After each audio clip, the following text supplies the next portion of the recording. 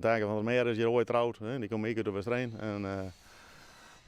Nou, Romy bijvoorbeeld, de zanger, die had jaren achter de tafel staan. Dus ja, in mijn tijd is wel wat gebeurd.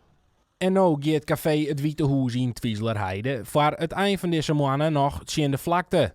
Ondernemers Henk de Bruin en Zaken van der Kloet hebben het café een Skoftlien opgekocht. Ja, ik woon hier zelf in Twieslerheide en het Witte Hoes die al een jaar of 3 jaar leeg. En op een gegeven moment of zuster je wat verpauperd in en wie toch hier maar wat met doen. In totaal komen er 8 appartementen op de kruising van de Bjerkewei met de Dwarfstraat.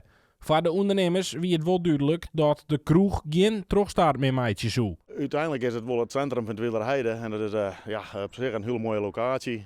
Maar hier is te wakker kroegen. En het kroegbestaan is wat gebeurt natuurlijk en de kroeg naast dus hier, dat is eigenlijk ook gebeurd.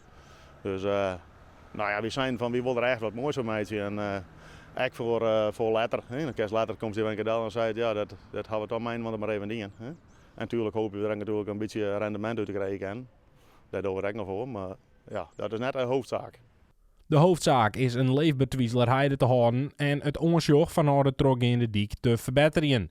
De 8 appartementen zullen in de ver hier komen. We hadden een 12-laagse bouw, zeg maar. Dus 4 appartementen aan de Dwarfstraat en 4 aan de Bjerkewei.